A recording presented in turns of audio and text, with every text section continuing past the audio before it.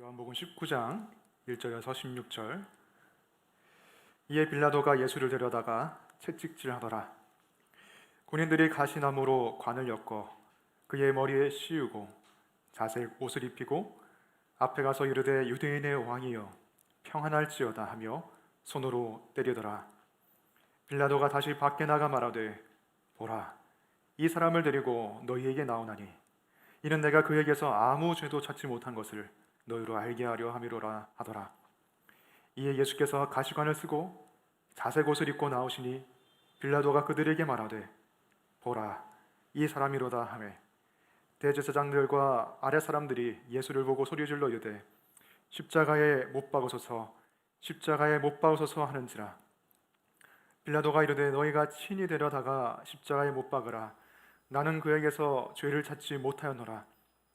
유대인들이 대답하되 우리에게 법이 있으니 그 법대로 하면 그가 당연히 죽을 것은 그가 자기를 하나님의 아들이라 함이니이다. 빌라도가 이 말을 듣고 더욱 두려워하여 다시 관정에 들어가서 예수께 말하되 너는 어디로부터냐 하되 예수께서 대답하여 주지 아니하시는지라. 빌라도가 이르되 내게 말하지 아니하느냐? 내가 너를 놓을 고난도 있고 십자가에 못 박을 고난도 있는 줄 알지 못하느냐? 예수께서 대답하시되 위에서 주지 아니하셨더라면 나를 해할 고난이 없었으리니 그러므로 나를 내게 넘겨준 자의 죄는 더 크다 하시니라. 이러므로 빌라도가 예수를 놓으려고 힘썼으나 유대인들이 소리질러 이르되 이 사람을 놓으면 가이사의 충신이 아니니이다. 무릇 자기를 왕이라 하는 자는 가이사를 반역하는 것이니이다. 빌라도가 이 말을 듣고 예수를 끌고 나가서 돌을 깐 뜰 히브리 말로 가바다에 있는 재판석에 앉아 있더라.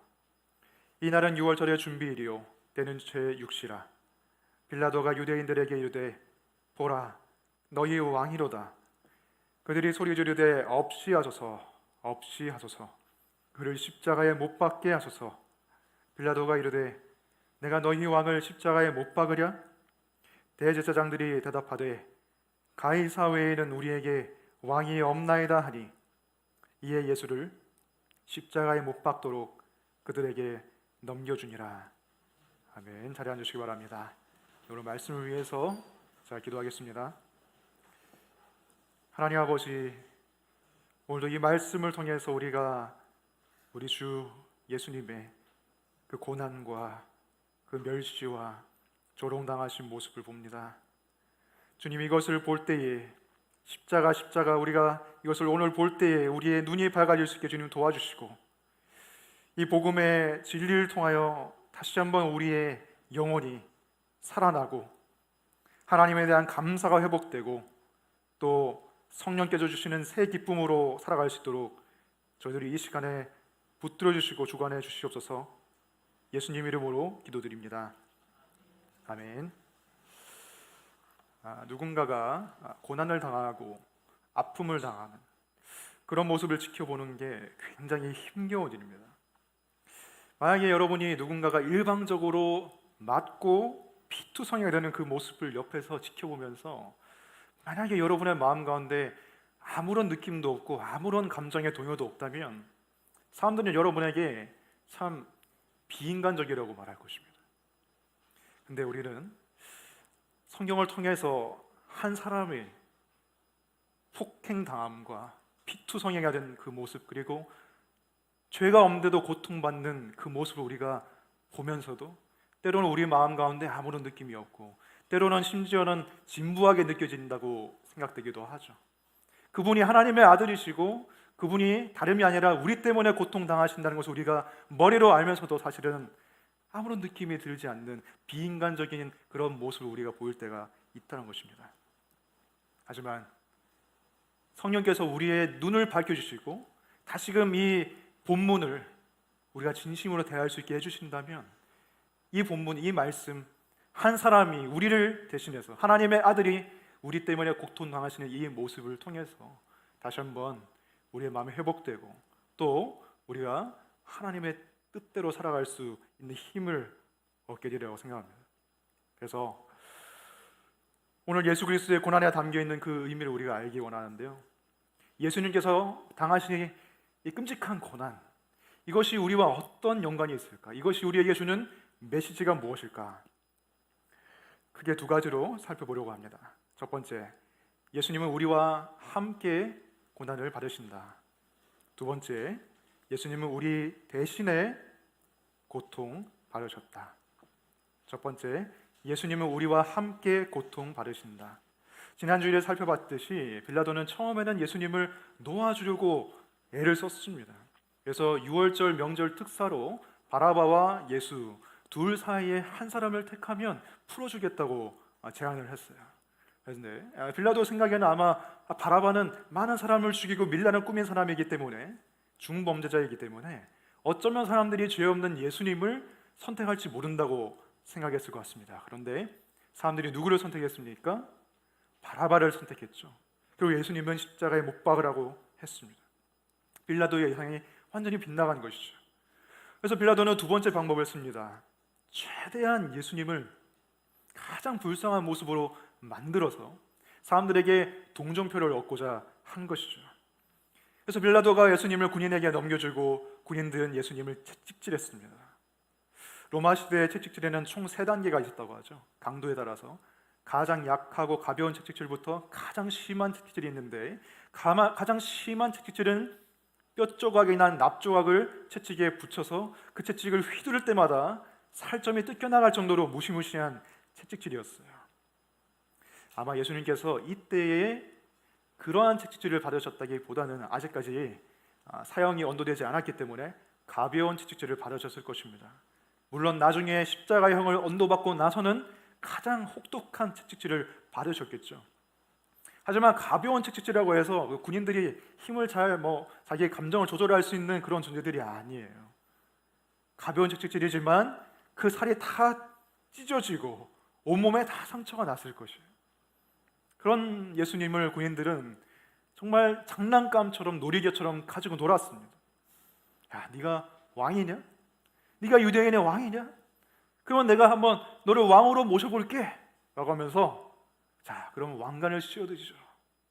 손가락만한 가시가 그렇게 나 있는 가시관을 엮어서 예수님의 머리에 쑤셔 박았습니다. 아마 그 가시가 예수님의 머리에 두개골에 박히면서 아마 붉은 피가 흘러내리고 예수님의 얼굴이 일그러졌을 거예요. 그리고 왕에게 입히는 고급진 그런 비단이 아니라 주위에서 어떤 허름한 자색 천을 찾아가지고 예수님의 어깨에 둘렀습니다. 그리고 오늘 본문에는 나오지 않지만 마태복음에 보면은 원래는 왕의 그 홀이 있습니다. 지팡이, 왕의 통치권을 상징하는 지팡이가 있는데 그 대신에 아주 초라한 갈대 하나를 예수님의 손에 들리고서 예수님 앞에서 유대인의 왕이여 평안할지어다 하면서 그 갈대를 뺏어가지고 영어 성경을 보면 때리고 또 때렸다고 나와 있어요. 그 머리를, 가시관이 박혀있는 그 머리를 말이죠. 그리고 차례대로 나와서 조롱하고 예수님께 침 뱉고 뺨 때리고 주먹으로 치면서 예수님을 학대하고 예수님을 멸시했습니다. 마치 학교에서 따돌림 당하는 그런 아이처럼, 군대에서 집단 폭행 당하는 그런 병사처럼, 아니 더 심하게 예수님은 더 굴욕적으로 학대당하시고 그렇게 폭행당하셨어요. 예수님을 실컷 가지고 논 뒤에 군인들은 빌라도에게 예수님을 보냈습니다. 그리고 빌라도는 그 비참한 몰골을 한 예수님의 모습을 사람들한테 공개를 하죠. 가시 면류관을 쓰고 얼굴이 다 피범벅이 되어 있고 이 모든 몸에 상처가 나 있고 초라하게 그 왕의 흉내를 내면서 갈대를 들고 있는 예수님의 모습을 사람들 앞에 공개했습니다. 그리고 말합니다. 보라, 이 사람이로다. 무슨 말입니까? 이렇게 우스꽝스러운 모습을 한 이 사람이, 광대 같은 이 사람이 무슨 힘이 있어서 반란을 일으키겠냐? 이 사람이 어떻게 너희들이 왕이라고 할 수 있겠냐? 너희들의 고발은 잘못되었다. 이런 뜻으로 한 말이었어요. 그런데 대제사장들과 아랫사람들은 정반대의 반응을 보였죠. 십자가에 못 박으소서. 십자가에 못 박으소서. 답을 이미 정해놓은 거예요.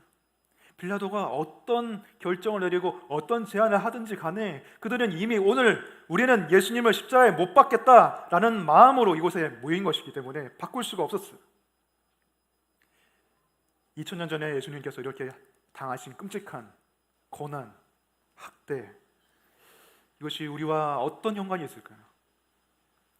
코로나 시대를 계속 겪으면서 사람들이 질문합니다. 정말로 신이 있을까? 정말로 하나님이 살아계실까?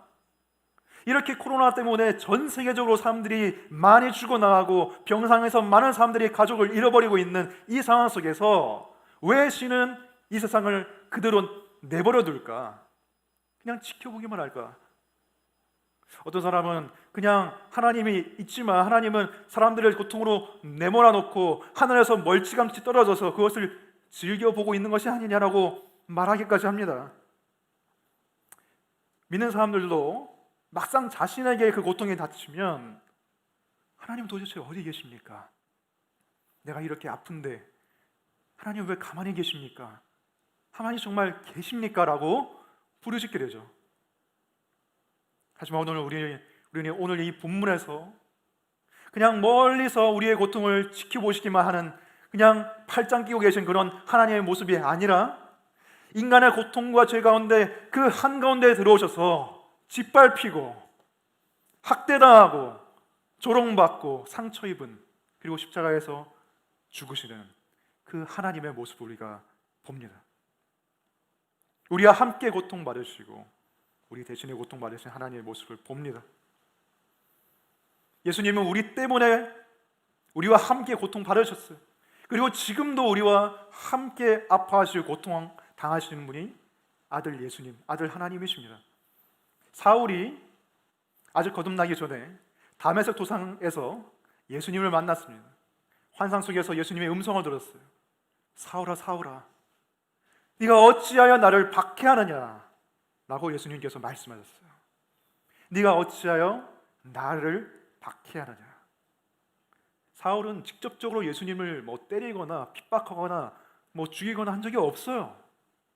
사울은 예수님을 믿는 사람들 따라가서 핍박하고 그렇게 못살게 굴었지 예수님을 핍박한 적은 없습니다. 하지만 예수님은 그리스도의 몸된 교회, 자신의 몸된 교회가 핍박당하고 고통당할 때 왜 나를 핍박하느냐고 우리와 동일시하시면서 함께 아파하시는 분으로 사울에게 나타나셨어요. 예수님 지금도 우리와 함께 아파하십니다.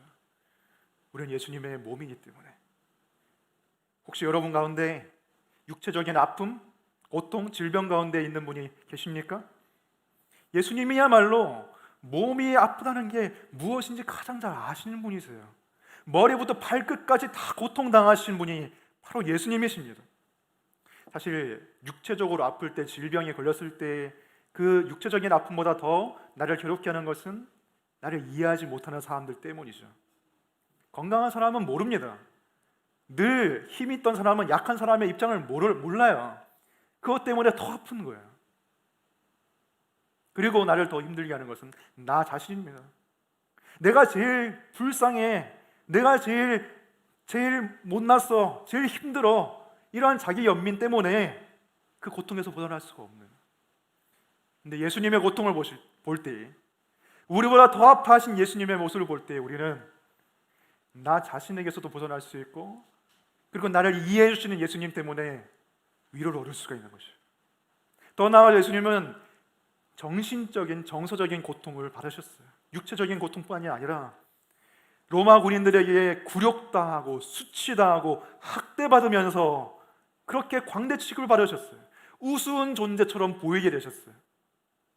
영원히 만약 예수님과 같은 고난을 일생에 한 번 겪었다면 영원히 그 트라우마 속에서 아마 헤어나지 못할 수도 있어요. 나의 수치스럽고 나의 못난 모습을 많은 대중이 보고 비웃고 깔깔거렸을 때 그 기억은 평생 가는 것이에요. 우리가 제일 지키고 싶은 게 사실 자존심인데, 어떤 사람은 그래서 우습게 보이기보다는 그냥 난 나쁜 사람이 되겠다고 말하는 사람도 있어요. 그 정도로 우리는 우리의 자존심을 지키려고 합니다. 근데 예수님은 그걸 다 내려놓으셨어요. 굴욕당하시고 수치당하셨습니다. 우리가 살다 보면 우리가 무시당한 그 기억, 굴욕당했던 그 기억, 그것이 가끔씩 떠오를 때가 있죠. 그때 굉장히 힘듭니다. 마치 그때도 돌아간 것 같고. 근데 그 아픔을 예수님과 함께 공유하면 예수님이 내 처지를 너무나 잘 아신다는 것을 우리가 알게 되죠. 다시 일어날 수가 있는 거예요. 더 나아가서 예수님이 영적인 고통까지 겪으셨어요. 하나님과의 관계에서 말로 표현할 수 없는 그 고통을 겪으셨어요. 예수님이 그렇게 학대당하고 조롱당하고 육체적인 채찍질과 뺨 때림과 그 맞음을 당하실 때에 아버지 하나님은 그것을 지켜보시면서도 가만히 계셨어요. 마치 없는 분처럼 자취를 완전히 감추고 그냥 내버려 두셨어요. 하나님의 임재가 전혀 느껴지지 않았어요. 철저히 예수님은 혼자 계셨습니다. 주위에는 다 예수님을 고소하고 죽이려고 하는 그런 사람들밖에 없었어요. 19세기 스코틀랜드의 어떤 설교자가 이렇게 말했습니다. 하나님의 격려 한마디 없이, 하나님께서 사랑하신다는 느낌이나 하나님이 불쌍히 여기신다는 느낌 한 점 없이, 하나님이 뒤에서 지켜주신다는 위로 하나 없이 그분은 홀로 계셨다. 철저한 고독 가운데 예수님은 내버림 당하셨습니다. 철저한 영적인 하나님의 임재가 없는 그곳에 예수님 덩그러니 놓아지셨어요. 우리가 하나님의 임재를 느낄 수 없을 때, 하나님이 내 기도를 전혀 응답하시지 않는 것처럼 느껴질 때, 내가 마치 하나님께 버림받아진 것처럼 느껴질 때, 그 아픔까지도 아시는 분이 계시다는 것입니다. 그것 때문에 우리는 나의 자기 연민, 내가 제일 불쌍해, 이런 마음에서 벗어날 수가 있고, 예수님과 영적으로 심지어 교제를 누릴 수 있는 그 깊은 위로를 우리가 받을 수가 있다는 거예요. 저에게 목회 상담을 가르쳐 주신 한 목사님이 계십니다.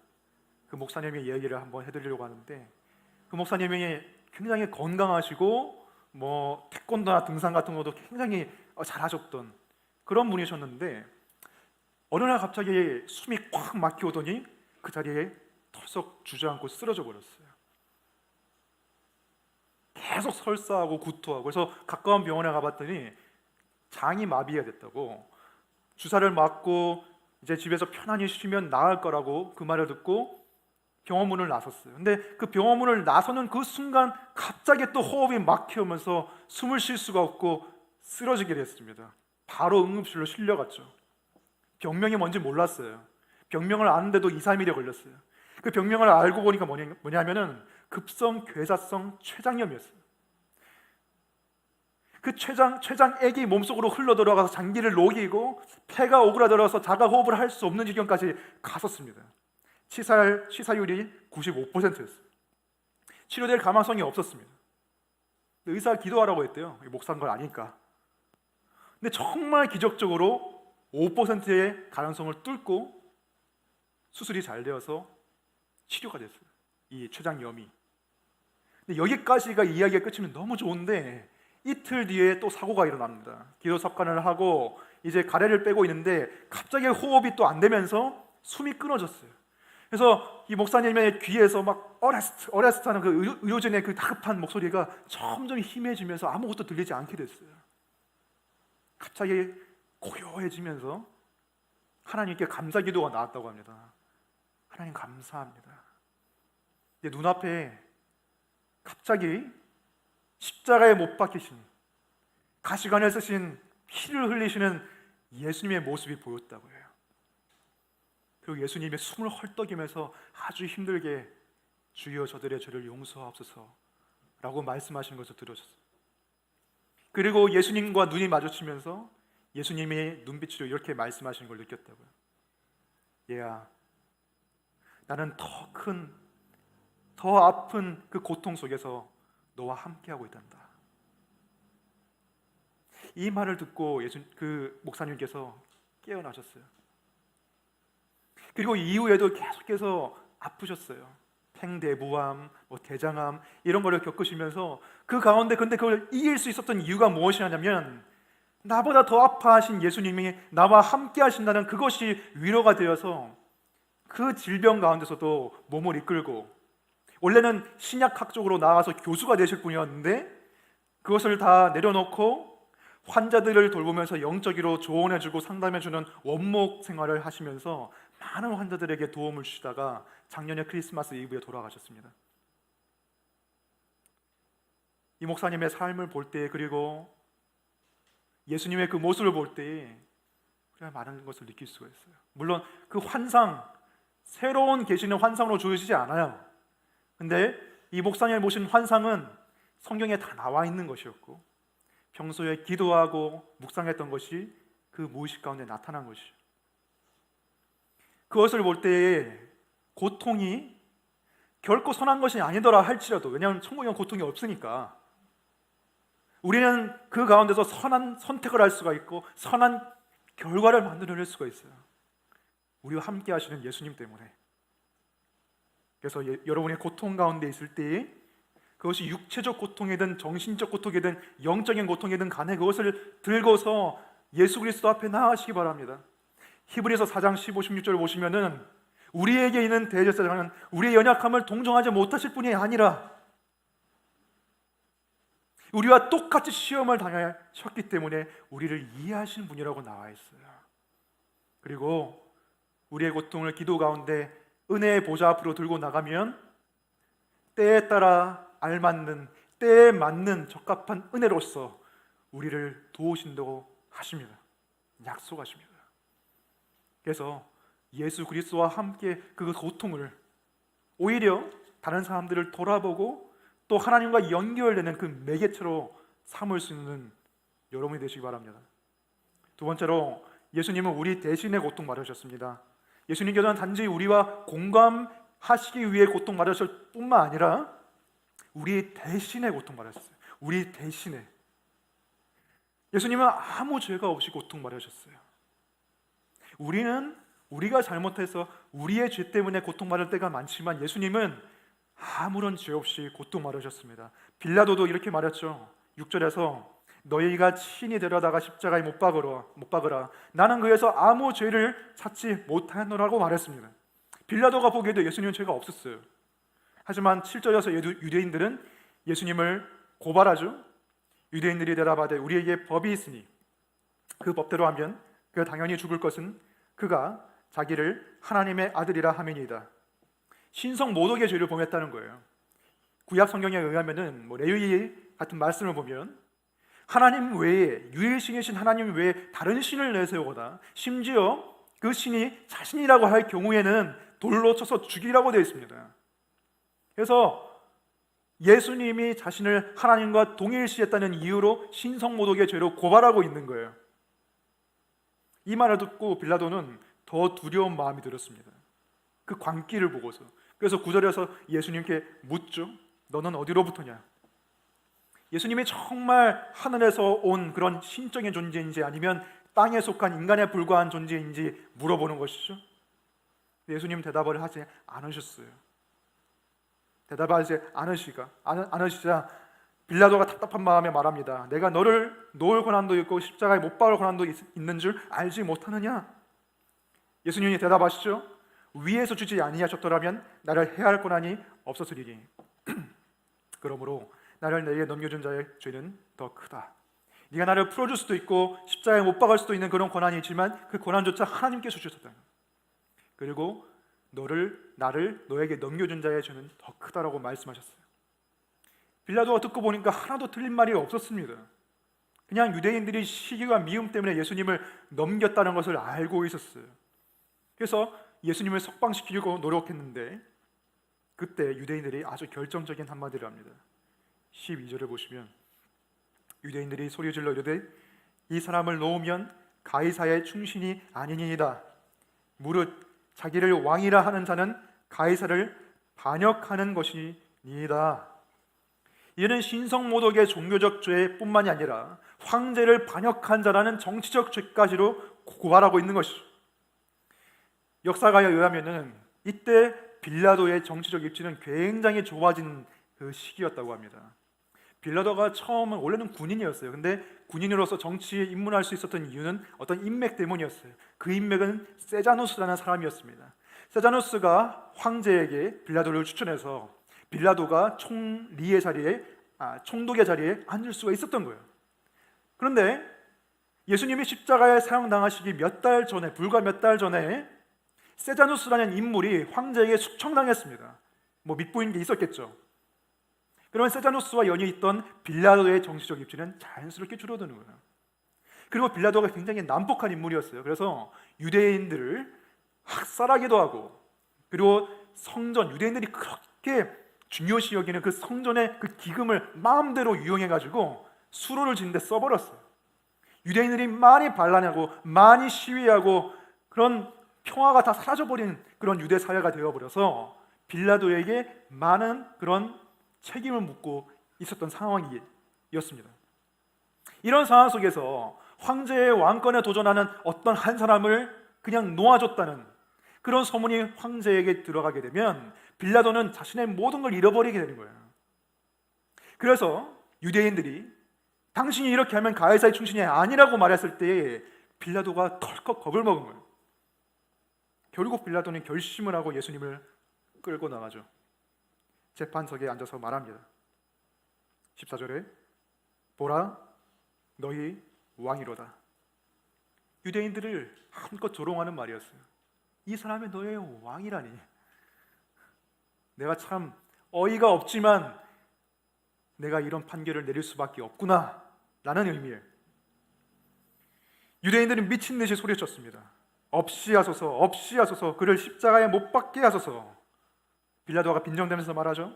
내가 너희 왕을 십자가에 못 박으랴? 이때 대제사장들이 돌이킬 수 없는 한마디를 던집니다. 가이사 외에는 우리에게 왕이 없나이다. 가이사 외에는 우리에게 왕이 없나이다. 여러분, 대제사장이 어떤 사람인가요? 유대인의 종교적인 자존심과 민족적인 자존심을 지켜야 하는 사람이 대제사장입니다. 누가 아무리 뭐래도 우리의 왕은 하나님밖에 없다고 부르짖어야 하는 사람이 대제사장이에요. 근데 이 사람이 지금 자신의 입으로 가이사 말고는 왕이 없습니다라고 말하고 있어요. 너무나 지금 아이러니한 상황이죠. 그도 그럴 것이 대제사장은 이 당시에 로마의 집정관에게 임명을 받는 자리였습니다. 이스라엘에서 뭐 이렇게 임명하는 게 아니라 로마에서 임명했어요, 대제사장을. 그리고 대제사장이 임명되면은 그 성전에 대한 모든 권한과 그 모든 부와 명예, 귀족적인 특권, 그래서 다 가질 수 있는 자리가 대제사장이었습니다. 그래서 안나스라는 이 사람은 그 특권을 놓고 싶지 않고 그걸 대물림하고 싶어서 자신의 사위한테 대제사장직을 물려주고 자신이 뒤에서 무슨 수렴청정하는 것처럼 끝까지 권력을 놓지 않았던 사람이 안나스예요. 나중에는 자신의 아들들한테도 계속 물려줍니다. 그렇기 때문에 자신의 왕은 가이사라고 한 것이 어쩌면 진심이었을 수도 있어요. 진정한 왕이신 예수 그리스도를 앞에 두고서 나의 왕은 가이사밖에 없다고 말해버린 것입니다. 그리고 그를 십자가에 못 박도록 넘겨준 것입니다. 정리하면 예수님께서 정죄받은 제목은 두 가지였어요. 첫 번째는 하나님에 대한 반역, 두 번째는 왕에 대한, 황제에 대한 반역. 예수님이 이 두 가지로 죄목으로 재판을 회부되고 유죄 선고를 받고 사형 언도를 받으셨어요. 칼빈은 기독교 강론에서 이렇게 말했습니다. 만일 예수님께서 강도에게 살해당하셨거나 폭도들에게 집단 폭행을 당하셔서 돌아가셨다면 그런 죽음으로는 그가 우리 죄를 대속하셨다는 증거가 드러나지 않았을 것이다. 그러나 그가 재판을 통해 고발당하고 신문당하시고 재판장의 입으로 유죄 판결을 받아 사형을 선고받으셨으므로 바로 이것을 통해 그가 죄인과 악인의 역할을 맡으셨음을 나타내는 것이다. 무슨 말입니까? 예수님은 스데반 집사처럼 그냥 폭도들에게 돌에 맞아서 죽으실 수도 있었어요. 근데 그렇게 죽으면 그 하나님의 섭리가 아니라는 것입니다. 하나님의 섭리 가운데서 예수님은 돌에 맞아 죽지 아니하시고 재판에 회부되고 유죄 선고를 받으시고 사형을 언도 받으셨어요.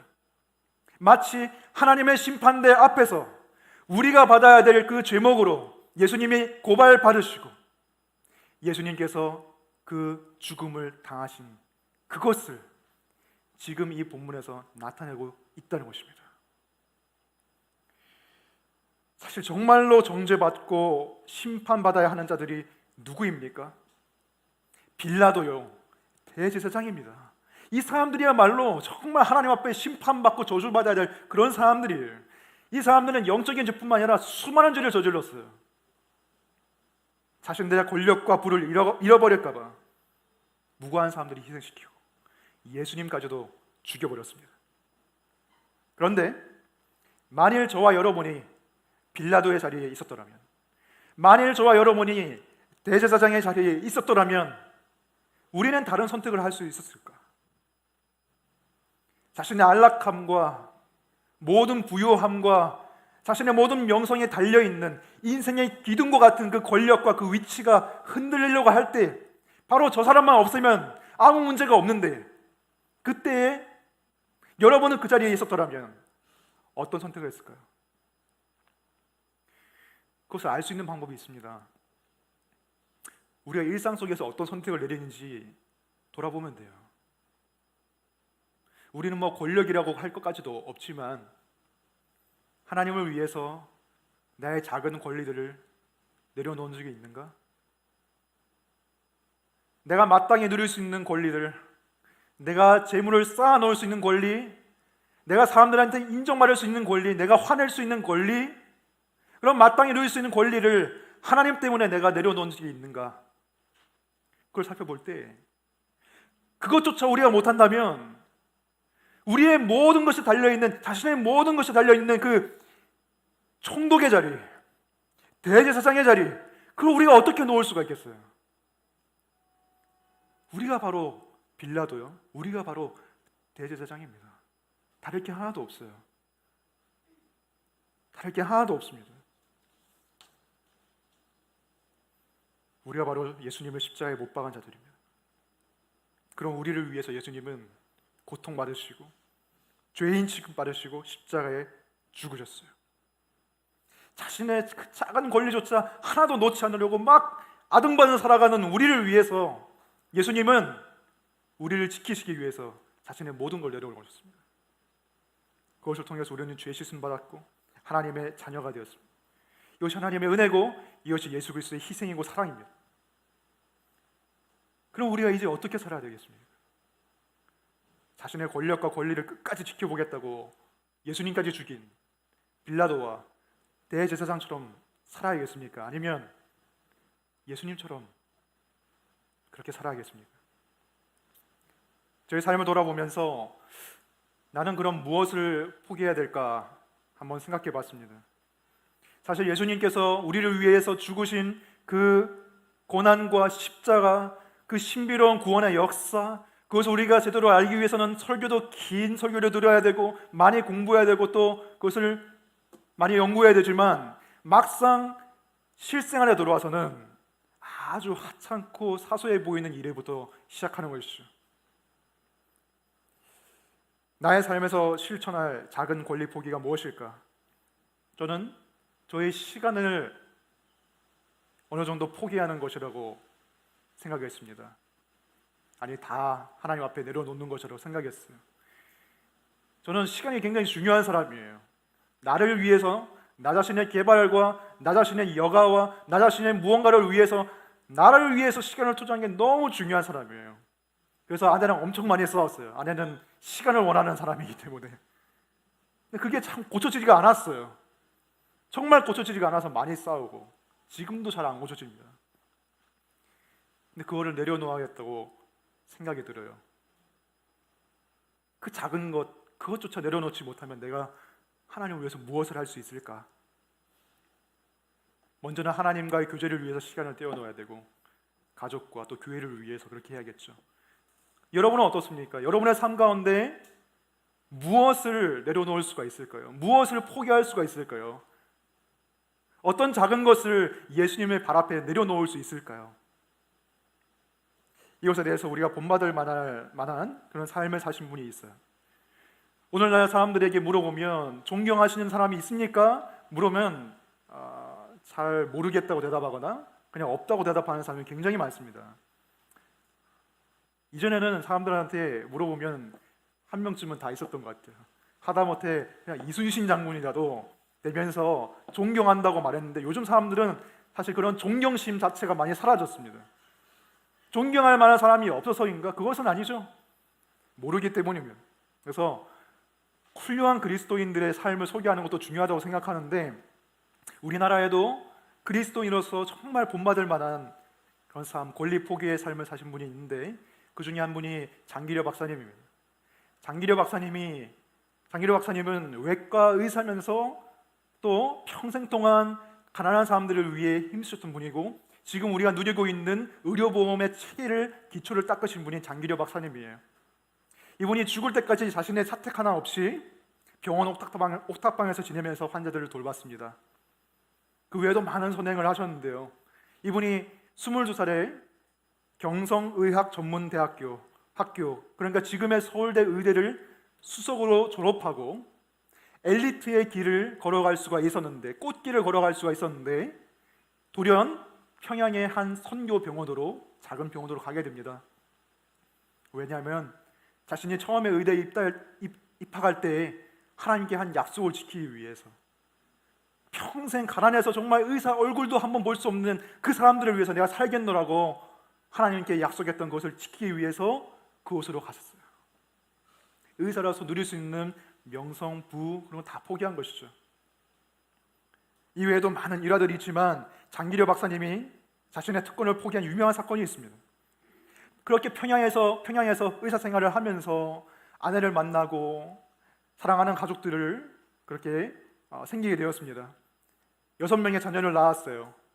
근데 갑자기 6.25 전쟁이 터져가지고 전쟁과 그 난리 속에서 아내와 5 남매와 헤어지고 자신과 둘째 아들만 남한에 내려오게 됐습니다. 생이별을 하게 된 거예요. 장기려 박사님이 정말 아내를 사랑했거든요. 근데 30년 동안 아내 얼굴도 못 보면서 결혼도 다시 안 하고, 자신의 그 지위와 명성에 그에 의하면은 다시 재혼할 수 있었는데 재혼도 하지 않고 30년 평생 홀로 지내십니다. 근데 정말 다행스럽게도 1985년에 남북 이산가족 상봉 기회가 열리게 됐어요.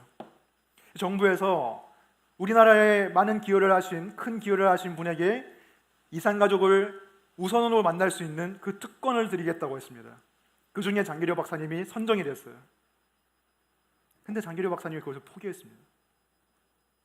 그렇게 아내를 그리워하고 사랑했는데도 포기했어요. 왜냐하면 다른 사람들은 추첨해서 그렇게 보고 싶어도 못 보는 사람들이 있고, 그렇게 가족에 대한 애끓는 정 때문에 마음 아파하는데 나만 이 특혜를 누려서 되겠느냐.